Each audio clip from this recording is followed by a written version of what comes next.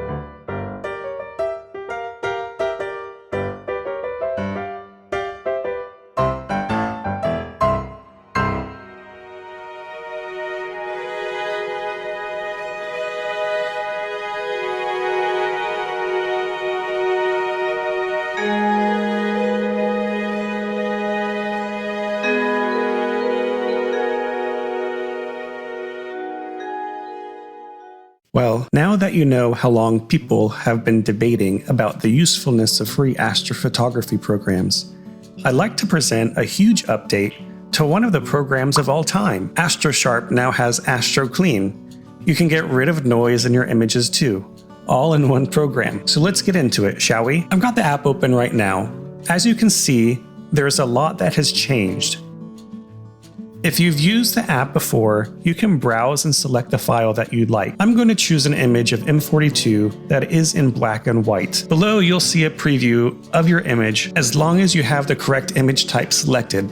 In this case, we need to select black and white. We'll get to changes in the preview a bit later. The next thing the program will ask is what model you'd like to use.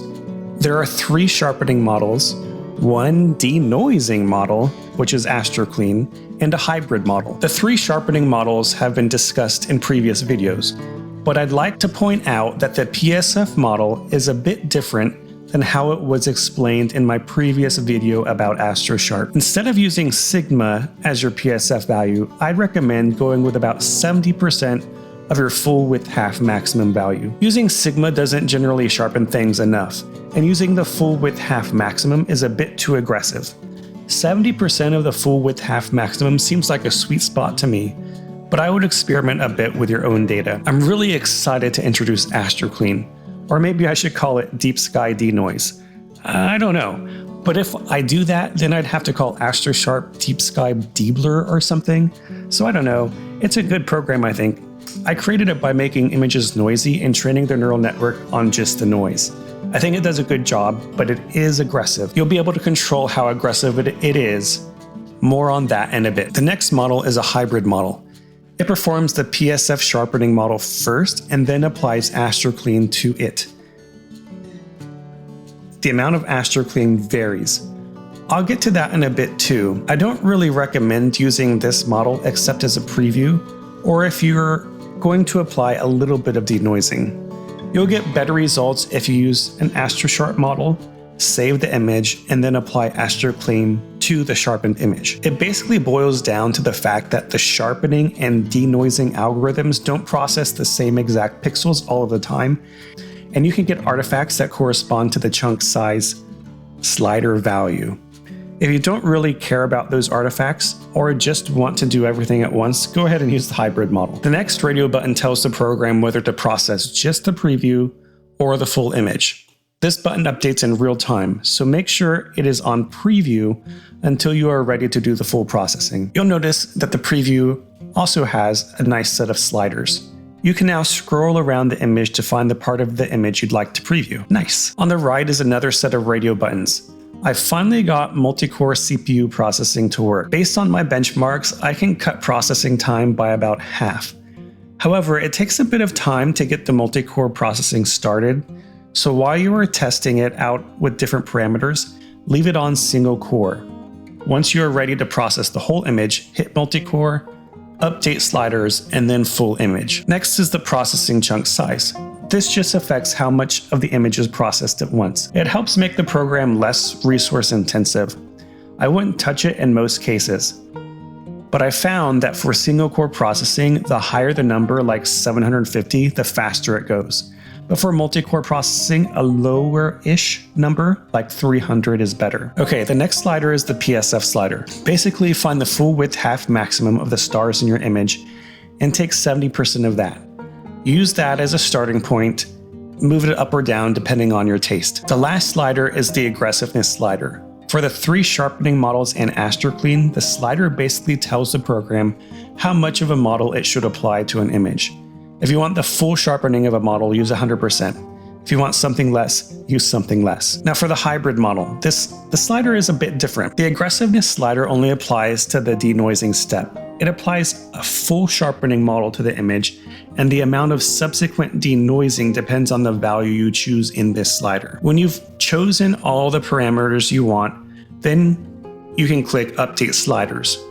The program will then start to process the preview, and you can see the results. I'm pretty happy with these parameters, so now I want to process the whole image. I also want to use multi-core processing. I'll go ahead and click multi-core, then update sliders until I see the preview of the results. And then I'll click full image. Okay, let's look at the results.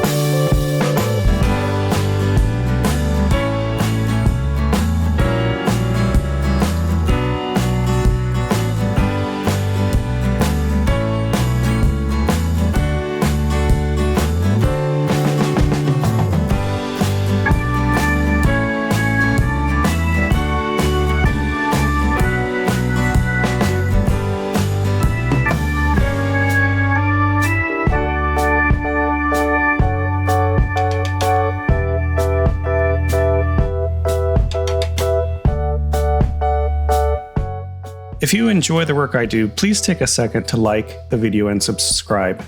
Now let me show you how to get the program. So how can you download it? Well, head to github.com/deepskydetail/AstroSharp. Click on the green code button and unzip the files. In previous versions, I used Electron as the framework, and that didn't work for some people. I then used Chrome with a .vbs file, and that didn't work for other people. So I'm including both frameworks.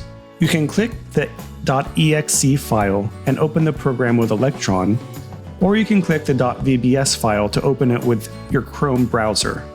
For the .vbs file, you need to have Chrome installed, and it needs to be installed in this directory. For Linux and Mac users, the same workaround exists. If you'd like to use the program too, see my previous AstroSharp video to learn how to get it working on your machine. Well, I think that's it. Thanks for watching.